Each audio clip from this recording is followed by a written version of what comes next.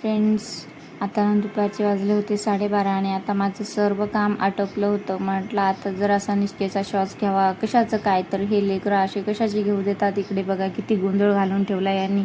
पूर्ण सामान विस्कटून ठेवले आणि त्याची सर्व बास्केट अशी खाली पाडून ठेवली होती. आणि इथे बघा आता म्हटलं चला आपण सर्व आवरून ठेवू म्हटल्यावर ना असं आता सर्व आणखी बिस्कटण्याचं काम करतोय. हे आता आमचं आवरणं असतं लेकरांचं. आणि इथे बघा त्याला किती मजा वाटत होती सर्व घेऊन असं बिस्कटण्यात. आणि नंतर ना म्हटलं चला आता आपण ही बास्केट भरून ठेवू म्हटल्यावर ना आपल्या 2च गाड्या घेऊन फेवरेट निघाला आता तिथे ठेवण्यासाठी. असं चालू असतं आमचं एक एक. आणि पिहूचं बघा इकडे साईडला डब्बा आणि शाळेतील टिफिन बॅग आणि बॅग ती शाळेची अशी सामान फेकून दिली आणि गेली खेळायला. असं लेकरांचं चालतं. कधीच लेकरं असे शांत बसणार नाहीत आणि दुसऱ्यांनाही बसू देणार नाहीत. असंच असतं लहान लेकरांचं. आणि इतका गोंधळ करतो ना बस बघायचं काम नाही. आता ना पिहू पण आली होती, पण पिहू आल्यावर कशाचा आला आणखी जास्तच गोंधळ घालतात ते दोघंजण मिळून. म्हणून ना मग आता त्याचं आधी सर्व आवरून घ्यावं म्हटलं. आता हे काय आता गुणानं बसणार नाही. पण आता तेवढ्यात आम्हाला दिसली बॉडी लोशनची बॉटल. आणि बॉडी लोशनची बॉटल म्हटल्यावर काय आमचा फेवरेटच विषय झाला आता हा. घेतो आणि गालाला लावतो आणि घेतलं ना हातातला बॉडी लोशनची बॉटल तर असा रडतो, मग तुम्हाला देच. आणि असं चालू असतं काहीतरी वेगळंच नवीन. आणि इथे बघा मग आता सर्व मी आवरून घेत होते, त्याचं एक एक सामान व्यवस्थित लावून ठेवत होते. आणि इथे आम्ही ना बरोबर बॉडी लोशनचं झाकण काढलं बॉटलचं. आणि आता इथे बघा बरोबर हातावर घेतो आणि गालाला लावतो. मी दे म्हणत होते तर मला बॉटल द्यायला रिकामा नव्हता तो. मग त्याच्या हातातली अशीच ओढून घेतली बॉटल. आणि आता बघा इथे कसा हातावर घेऊन बसला आहे बॉडी लोशन. असा धिंगाणा करत आहे ना. दे म्हणत होता बॉटल, परत दे माझ्याजवळ, मला खेळू दे. म्हणून अशी चालू होती गडबड त्याची. इकडे न कूलर लावलं होतं साईडला, त्यामुळे ना इतकी हवा सुटली होती मस्त. आणि आता बघा दुपारी मस्त झोपी गेलाय तो. आता झोपल्यानंतर ना पिहू इथे अभ्यास करत बसली होती. आणि पिहूची होती एक्झाम चालू आहे त्यामुळे ना ती अभ्यासाला लागली होती.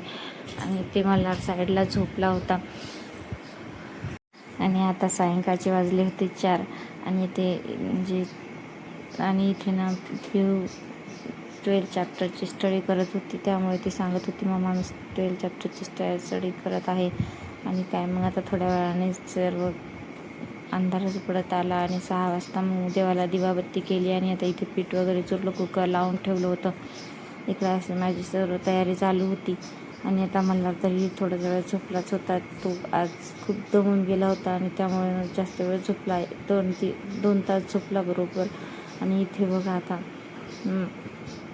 माझं सर्व आटोपल्यावर बघा इथे आता किचनवर इतके राडा पडला होता भांड्याचा. पूर्ण ते राडा घासून घेतला, आधी स्वच्छ करून घेतला. कारण थोडंसं काही केलं की लगेच भांडे बेसिनमध्ये एवढे मोठे पडून जातात. ते आपल्याला साफ केलं तर वेळ बरं आहे, नाही तर मग कुप्पाच पडतो बेसिनमध्ये. आता लसूण वगैरे सोलून घेते आता, कारण वरणाला फोडणी द्यायची, त्यामुळे मग लगेच लसूण पण सोलून घेतला. आणि हा ना सरकारी लसूण आहे त्यामुळे ना मग आता लवकर असं सोलल्या जात नाही. कारण गावरानी लसूण कसं जर असं चोळून घेतलं की ते लगेच सर्व त्याच्या साल्ट निघून जातात. आणि इथे ना मग आता एक एक पाक असं सोलावं लागत होतं, एक एक कांडी लसणाची. कारण हा सरकारी लसूण थोडा जडच जातो सोलायला. इथे मस्त आता सर्व लसूण सोलून घेतला. आणि कसं वरणाला वगैरे टाकायला भाजीला लसूण लागतो, छान लागतो, वरण खमंग लागतं. नाहीतर मग बिना लसणाचं कांद्याचं वेगळंच लागतं. आणि वरणाला भाजीला वगैरे सर्व मटेरियल असलं तर वरण टोमॅटो, आलं, लसूण, कांदा, कोथिंबीर सर्व असेल तर ते छान होतं. नाहीतर मग ते असं वेगळंच लागतं. मग म्हणून मग आता सर्व आवरून घेतलं आणि सर्व प्रिपरेशन पण करून घेतलं वरणाचं वगैरे.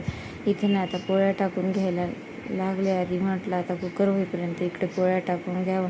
आणि लाईट तर इतकी ये जा करत होती, मधातच 2-3 वेळेस लाईट आली गेली. त्यामुळे ना कुकरला व्हायला ना खूपच वेळ लागत होता. त्यामुळे म्हटलं आधी पोळ्याच टाकून घ्यावा जोपर्यंत कुकर होतं तोपर्यंत. आणि इथे पोळ्याला लागली करायला.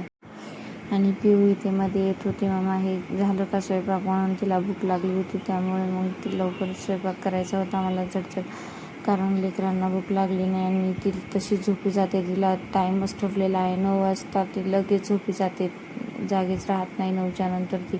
त्यामुळे मग म्हटलं पोळ्या टाकून घेते, पोळी टाकलं की तू जेवण कर, वरणाला फोडणी देते लगेच म्हणून. मग लगेच चटचट पोळ्या टाकायला घेतले. तितक्यात माझं तेल पण डेगचीतलं संपलं होतं, म्हणून मग डेगचीत तेल काढलं, कारण मी छोटीशी अशी डेगची केलेली आहे तेलाची पोळ्यासाठी वेगळीच सेपरेट, म्हणून मग त्यात तेल काढून घेतलं, ते संपलं होतं म्हणून.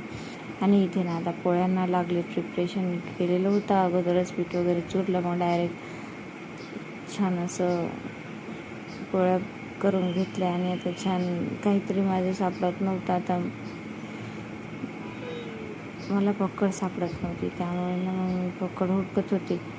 आणि असं भेटतच नाही एखाद्या वेळेस ना, किती गोष्ट लगेच सापडा म्हटलं तर सापडतच नाही. आणि नंतर ना मग असा रुमाल घेतला एक, तिथे ठेवलेला होता तो रुमाल ना आता एक दुरडीवर झाकून घेते, कारण पोळ्यांना असे हे होत नाहीत, नरम राहतात आणि कडक वगैरे होत नाहीत, वारं वगैरे लागत नाही पोळ्यांना. आणि दुरडीत डायरेक्ट ठेवत नाही मी, त्यात अशी दस्ती वगैरे हातरते, नंतर त्यात पोळ्या ठेवते भाजलेल्या.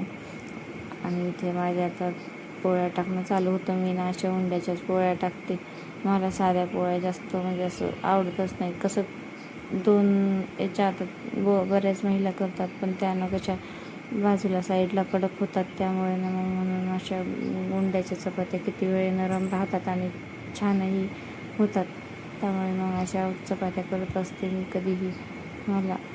आणि इथे मध्येच पिऊ मला विचारत होती, मम्मा झाला का स्वयंपाक. आणि इथे तिचा अभ्यासही चालू होता, मग अभ्यासाचंही चालू होतं तिचं, आणि तेही प्रश्न विचारत होती, मी हे करू का, ते करू का, असं असतं का, तसं असतं का, तिचं तेही चालू होतं. मग तिला मी तेही सांगत होते स्वयंपाक करत करत लगेच. आणि अशा आमच्या मायलेकीच्या दोघीच्या गप्पा चालू होत्या. आणि इथे ती थोडं येत नसलं ती विचारत होती मला, हे काय म्हणतात, ह्याला काय म्हणतात, ते असं कसं असतं. आणि मग काय तिला सांगत अशा पोळ्या वगैरे आटोपून घेतल्या. आणि साईडला भांडे वगैरे बेसिनमधले ते घासून ठेवले होते लगेच. आता माझ्या पोळ्या वगैरे सर्व आटोपत आल्या होत्या. आणि इथे बघा किती सॉफ्ट आणि मऊ बनतात अशा पोळ्या केल्यानंतर उंड्याच्या, खूप छान बनतात. म्हणजे एकच पोळी नाही तर सर्वच पोळ्या अशा सॉफ्ट बनतात. तर मग भेटूया आता नेक्स्ट ब्लॉगमध्ये. तोपर्यंत बाय बाय. चॅनलला नवीन असाल तर लाईक सबस्क्राईब करायला विसरू नका. अशाच नवीन